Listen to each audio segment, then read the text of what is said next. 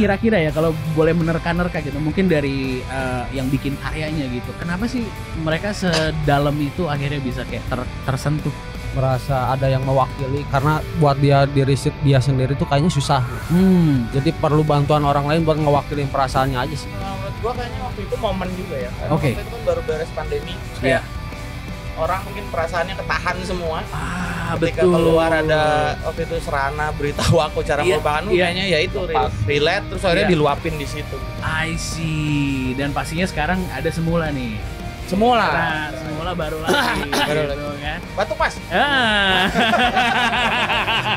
Lagunya relate sama dia. Iya. Kalau yang ini bukan sama penonton, sama dia ya, sama lu ya. Enggak, suka aja. Oh, suka. Suka aja. Karena menurut gua tuh Semula tuh adalah bentuk penyesalan atas ketidakberhasilan hubungan. Woi. Oke, hari ini kita barengan sama For Revenge. Gila, sebuah kehormatan karena kita didatengin langsung dari Bandung ya. Terima kasih banyak sudah hadir. Luar Terima biasa. kasih sudah ngajakin kami naik bus ini. Definitely. Jalan-jalan di Jakarta. Yoi. Jalan-jalan Dia dulu. belum pernah keliling Jakarta soalnya. Baru sekarang. Iya. Nggak mungkin. Sumpah. Oh, sekarang. Perdana. Mas, tuh GBK ini Mas. Ini GBK namanya Mas. Ini kita takut belum pernah lihat. Iya. Iya itu. Banyakan manggung nih kayaknya nih. Aduh, terlalu cuan nih ya sepertinya nih ya. Tapi kalau kita boleh tahu ya, For Revenge ini adalah sebuah band emo yang mungkin bisa dibilang cukup senior dan cukup dikenal sama banyak orang gitu. Yang pertama-tama aku pengen tahu adalah band emo menurut kalian tuh apa sih? Iya. Imo tuh apa ya, bentuk perluapan emosi aja sih. Menurut saya gitu. Iya. Jadi For Revenge ini dibangun di tahun 2006. 2006 atas dasar kesakit hatian. Aduh, itu dia. Jadi Sakit hati jadi cuan ya. Iya. Ya, diluapkan lah ya. Jadi emosi karya, itu. diluapkan Iya. di situ ya. Terima Ya kasih jadi man. cuan bener sih. Terima kasih para mantan. Wih, siap. Ngeri. Siapa aja boleh disebut guys? Waduh, jangan. Tapi kalau aku boleh tahu di awal tahun 2000-an itu 2006 ya kalau nggak Ya, salah ya. 2006. Nah, kalau misalnya kita ngelihat track ke tahun 2024 gitu. Perbedaannya seperti apa sih, Kak? Jauh banget sih. Hmm. Kayak kalau 2006 ke 2014 tuh masih banyak gigs tuh. Oke. Gigs. Iya, Kalau iya. dari acara sendiri ya itu gigs. Dulu kan kita mainnya di gigs tuh. Oke. Jadi dulu kita kalau mau main tuh bayar. apa namanya? Kolektif. Ya gitu. Oke. Mungkin kalau sekarang kayaknya udah nggak ada ya kayak kolektifan gitu. Ada nggak sih? Mungkin masih ya Masih ada pergerakan-pergerakan sih, underground gitu Ya, lah ya ya. jatuhnya ya. Ya. Dengan berbagai komunitas-komunitas musiknya Betul, gitu. betul. Mungkin kalau sekarang ada lebih banyak juga kayak satu gigs mungkin ada banyak genre gitu Ya. kali ya. Nah itu yang sekarang beda banget sama dulu gitu sih. Sekarang Ah. tuh kayaknya satu acara tuh genre-nya banyak. Iya, Gitu. Kalau benar. dulu kan kayaknya seragam gitu. Kalau dulu kalau acara emo semua. Iya. Hardcore semua. Kalau Benar. sekarang tuh lebih ini aja. Lebih beragam, Ngeblend lebih aja berwarna, semuanya. ngeblend Betul. gitu ya. Lucu sih. Iya, inget banget zaman dulu soalnya kan kita semua harus pakai baju pink, ada item-itemnya dikit gitu kan, rambutnya udah pasti gitu kan jatuhnya. Diwarnain dikit. Yes. Highlight. Di situ. Dan pastinya dan sekarang juga makin berkembang dan apa ya? Sekarang udah ya rap aja sekarang udah emo rap gitu. Iya, benar udah banyak. Juice WRLD gitu Iya, yang aku iya, suka bener. dengerin gitu. Dan kalau ngelihat perkembangan kayak gitu ngelihatnya seperti apa tuh? Apakah suka dengerin juga sekarang? Aib nih kayaknya dengerin nih. Emo rap gitu kayaknya. Enggak sih, campur aja semuanya. Campur. Oke, campur aja semuanya. Malah kalau sekarang Midwest emo kayaknya Ya, lagi itu. naik deh. Lagi musimnya lah bener. sekarang. Lagi naik lagi. Iya, Gua lihat kayaknya. kalau emo di tahun 2024 tuh seperti apa berarti sekarang? Oh, banyak banget. banyak sih. Modalnya banyak banget sih. Oke. Itu Kan kalau zaman kita imonya ya wave 3 tuh. Jadi Mm-mm. zaman-zamannya Paramore, My Chemical Romance. Oke, Terus yes. sekarang tuh justru balik laginya ke Midwest emo Midwest, kalau gue lihat. ya. ya. Lumayan banyak band-band Midwest sekarang. Oke. 11-12, ya. Collapse. tuh Iya, kayak iya, di iya. sini kan. Tapi apa yang membuat itu berbeda gitu? Misalnya sama genre seperti rock atau mungkin genre lain gitu ya. Apa sih yang ngebikin emo tuh emo? Kalau gua melihatnya ini ada perluapan emosi bener gitu, terus ada broken heart di situ. Oke. Tapi dibalutnya nggak yang Cengeng. Nggak cengeng. Oke. Nggak lembek Tapi gitu. ada masculinity-nya lah. Iya, Di situ dengan kan ada riff-riff itu. Iya, karena iya kalau kan? dengerin liriknya cengeng nih gitu sama aja. Sama aja. Cuma kayak dibawakannya lebih emosional, lebih I maskulin see. aja. Benar-benar. Jadi ibaratnya patah hati yang dirayakan ya. Yes. Nah, perayaan patah hati. Yes. Cerita dikit dong tentang Masuk, ini nih. Iya, kalau bisa ceritain tuh apa tuh perayaan patah hati? Itu tadi maksudnya kita memang for events mengajak orang yang patah hati segala macam untuk menikmati itu gitu. Oke. Bukan dihindari, bukan di deny gitu, tapi ya udah mari kita nikmatin itu terus kita embrace aja gitu sama kepatah-hatian lu. Terus kita luapkan bareng, lama-lama ntar juga lu bakal lega gitu karena dilawan aja gitu, dihadapi aja. Oke. Biar terjadi keseimbangan dalam hidup, kepedihan pun harus dirayakan. Wah, nice. Bener. Nah kalau kita lihat juga pernah nggak sih kan kalau karena memang banyak emosinya diluapkan gitu kan, banyak nggak sih kayak teman-teman yang menonton gitu kan, yang akhirnya nangis, yang akhirnya emosional gitu, ada cerita-cerita seperti itu nggak tuh? Hampir tiap panggung ada ya. Ada. Yang nangis. Yang pura-pura nangis ada. Ya. Yang kalau lihat di kamera langsung tiba-tiba. Ada. Sekarang ada. Iya. Pasti ada yang kayak gitu. Tapi ada yang kepikiran kah? Atau mungkin kayak yang kayak wah iya nih yang waktu itu tuh kayaknya keinget banget tuh gitu. Pernah nggak sih ada crowd yang memang teringat banget sampai sekarang? Crowd Bali sih ya yang pertama kali kita lihat ada penonton. Karena kan sebelumnya yang kita dari 2006 ke 2014 tuh nggak pernah kalau ada kita manggung tuh ada yang nangis tuh nggak pernah. Oh. Paling moshing gitu segala macam. Iya. Ketika pas kita main lagi 2020-an ya, 19-20 lah. Ada kita nonton kita terus ada cewek nangis. Nah di situ tuh itu kayaknya berkesan banget buat gua karena pertama kalinya di konser gua ada yang nangis. Orang nangis. Ada yang seperti itu. FYP pula. Waktu itu belum FYP. Belum FYP ya. Jangan dulu ya. Kalau sekarang seperti itu. Kalau ngelihat sosial media sekarang kakak seperti apa? Karena kan memang ini sebuah band yang mungkin cukup panjang gitu ya karirnya. Dan kalau misalnya sekarang melihat perkembangan internet, perkembangan musik dan promosinya gitu, itu seperti apa? Ya sekarang kita lebih kebantu aja sih dan apa ya? Kita for events pun awalnya nggak yang mungkin nggak melek sosmed banget tuh, bukan band yang seperti itu gitu. Tapi ketika kita comeback 2020-an emang tidak bisa dipungkiri kita gede dari sosmed gitu. Jadi dari FYP itu sampai akhirnya waktu itu gue juga bingung stream gue naik ternyata karena TikTok. Akhirnya kita bikin. Apa yang terjadi di TikTok itu? Karena kan itu meledak banget tuh kan lagunya waktu itu. Kalau dulu tuh gue pertama kali lihat tuh kayak capturean screenshot orang chat sama chat sama pasangannya terus putus ya, terus ditempel lagu Serana. Awalnya itu sih, terus di situ tuh jadi tren aja waktu itu. Jadi ada 300 juta stream satu ya. Waduh. Iya, gila sih. Tapi kira-kira ya kalau boleh menerka-nerka gitu, mungkin dari yang bikin karyanya gitu, kenapa sih mereka sedalam itu akhirnya bisa kayak tersentuh?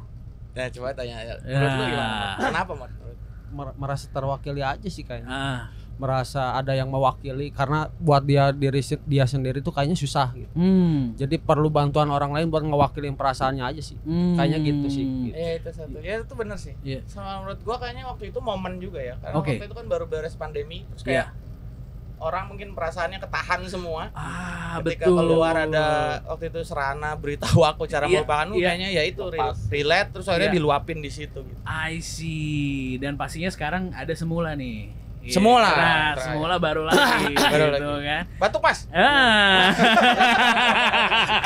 Lagunya relate sama dia. Kalau yang ini bukan sama penonton, sama dia ya, sama lu ya? Enggak, suka aja. Oh, suka. Suka aja. Karena menurut gua tuh Semula tuh adalah bentuk penyesalan atas ketidakberhasilannya hubungan. Woi. Menurut gua gitu sih. Oke. Jadi ngirim lagu Semula ke siapa? Ke buat siapa ngirim? Enggak pernah ngirim. Cukup ditaruh di status WA aja. Jadi kayak Semula tuh kayak mengandai-andai gitu.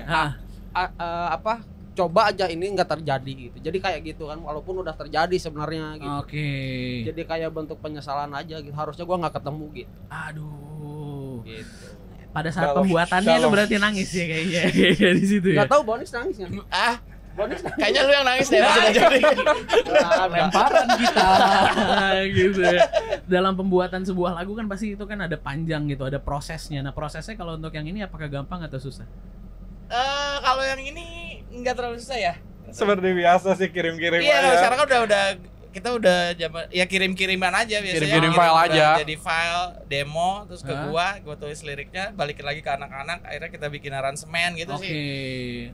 Kalau yang semula ya, semula udah enggak inilah. Tapi sekarang udah satu kota kan? Kalau gua di Jakarta, jadi masih. yang lain di Bandung sama Jakarta. Jadi udah tektokannya by ini aja. Udah gampang tuh ya tapi ya. Gampang tinggal karena udah biasa gitu.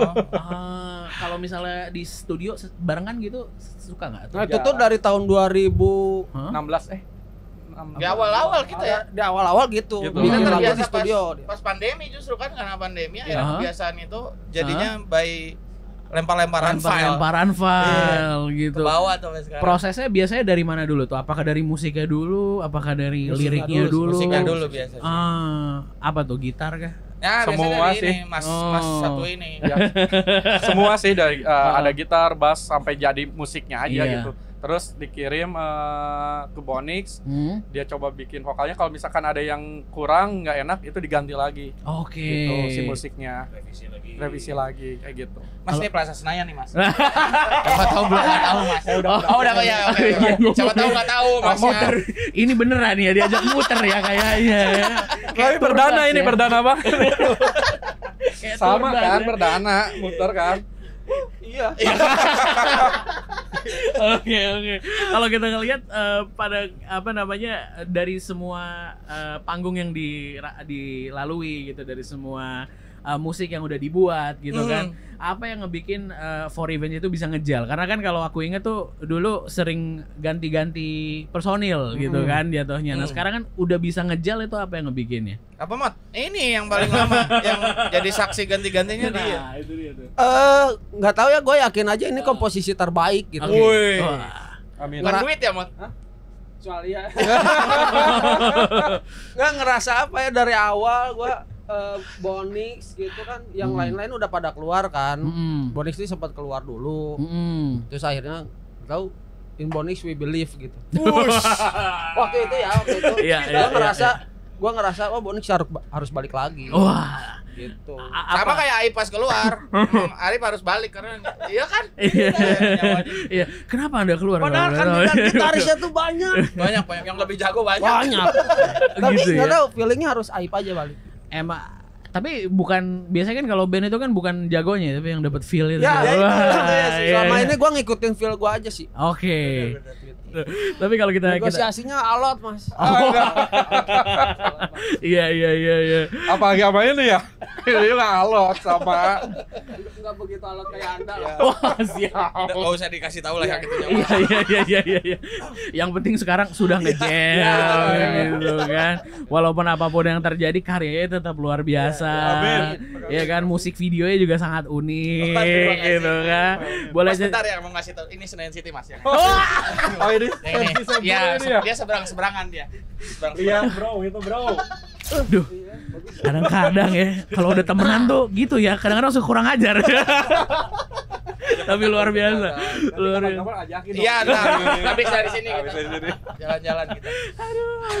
Oke, kalau kita balik ke musik videonya tadi, boleh ceritakan dikit nggak sih tentang konsepnya? Dan aku lihat di akhir tuh ada kayak angka-angka gitu. Itu angka-angka apa kalau boleh tahu? Kita mulai dari yang Sadra sih Pak. Semenjak yang Sadra kan karena udah mulai masuk ke album ke-5. Jadi semuanya by konsep. Kita pakai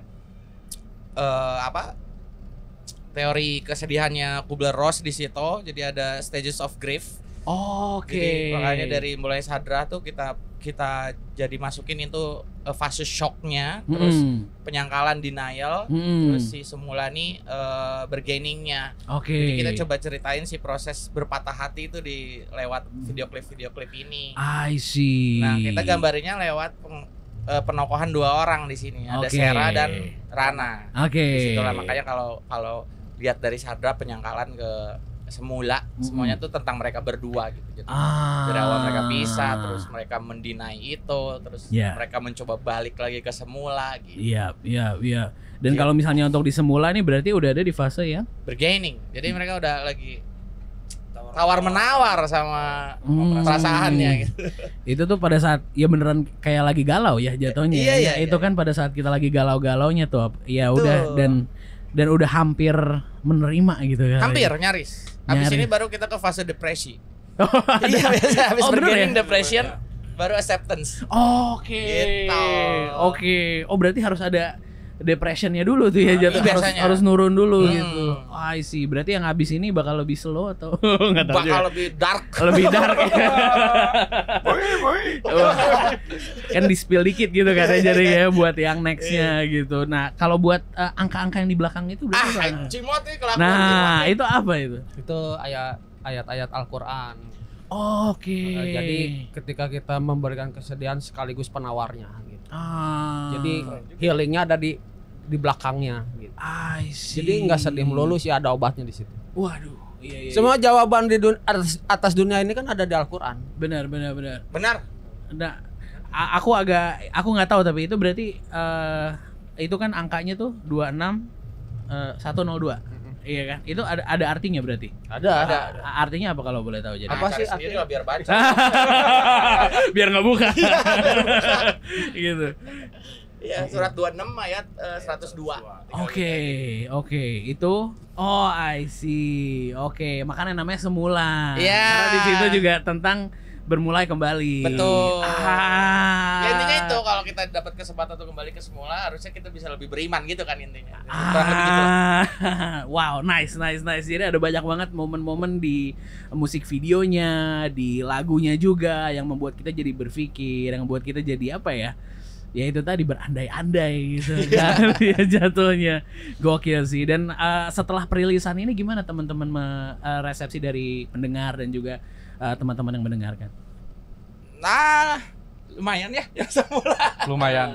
Oke lah, tapi udah mulai nangkep cerita Sera dan Rana ini, mereka udah ada yang ngeh gitu kelanjutannya apa. Oh, ceritanya begini ya ternyata. Waktu awal-awal Sadra kan terus ke Penyangkalan tuh kayaknya ini kenapa ya mereka berdua ya gitu. Terus yang semula tuh udah ngeh nih kalau ini tuh berlanjut terus gitu. Jadi kayak series gitu jatuhnya kan. Nah ini bentar sebelum kita lanjutin podcastnya, ini kita pengen ngelihat ini Ratu Plaza kan. Kita mau Ratu Plaza. Maaf ya Kak ya. Kalau ini belum pernah kamu kan? Ada for event-nya tuh. Mana sih? Itu Spotify tuh. Oke. Kesini bisa ya, kesini. Bisa. Kita turun dulu kali ya, boleh kali ya. Gas.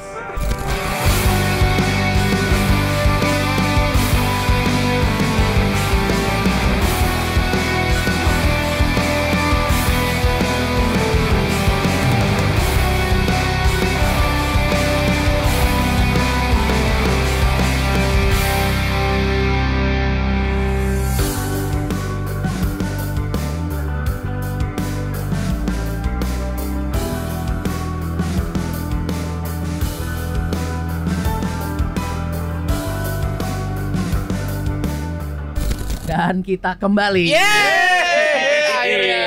Udah Mas, tadi jalan-jalan Mas. Jalan-jalan. Gila. Seneng banget dia tadi sampai ke nyokapnya tadi, lupa nyokap kan? Waduh. Luar biasa syarat City Vision pastinya. Gila sih. Tapi kalau kita setelah melihat muka segede gaban itu rasanya seperti apa? Saya juga pengen ya kapan-kapan ya. Gila, enggak nyangka banget ya. Iya sih.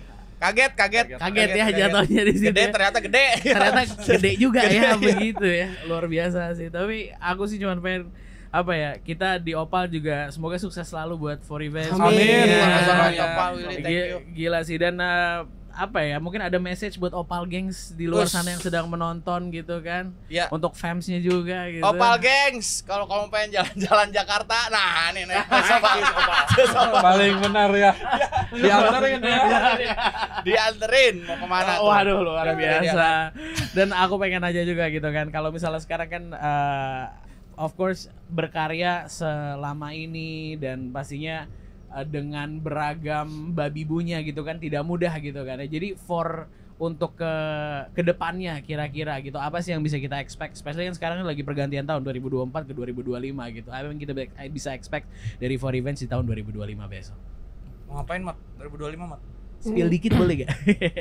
Apa yang kita kerjain gitu maksudnya atau apa yang bakal mungkin bisa kita expect tahun 2025 nanti? Apa ya? Album baru kali ya. Beneran. Album baru. Iya. Album kelima sih harusnya dirilis 2025. Oke. Ada EP juga kita. Wow. Pengen konser tunggal juga. Amin. Wah, amin. Banyak sih. Tapi yang paling penting kita kompak lah, berempat tetap. Itu. Tetap solid. Gitu.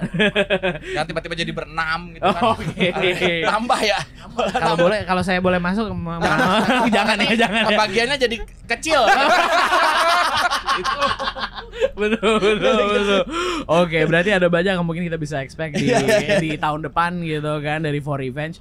Dan mungkin untuk teman-teman yang lagi menonton kita, terima kasih banyak sudah menonton podcast kita selama ini, dan pastinya jangan lupa buat follow kita di semua social media di @opal_id, dan pastinya jangan lupa buat nge-stream semua lagu-lagunya For Revenge. Yes. Banyak. Thank you. Oke. Satu lagi, kenapa mereka harus mendengarkan lagu-lagu For Revenge? Kenapa lu harus dengerin lagu For Revenge? Karena kami sangat siaga untuk menemani kalian berpatah hati, untuk menemani perjalanan kalian berkeluh kesah. Ada kami. Kamu tidak sendirian karena kami berempat. Bener juga ya. Oke. Buat kalian yang sedang berpatah hati atau apapun lah itu, jangan lupa dengarkan semula. Di mana, Pon? Banyak di DSP. Tinggal di stream aja. Kenapa mau harus didengerin? Keren lagunya. Karena relate ya buat gimana? Refnya gimana? Refnya? Wah, disuruhnya tiba-tiba. Refnya gimana? Semestinya enggak, anak gua suka nyanyi.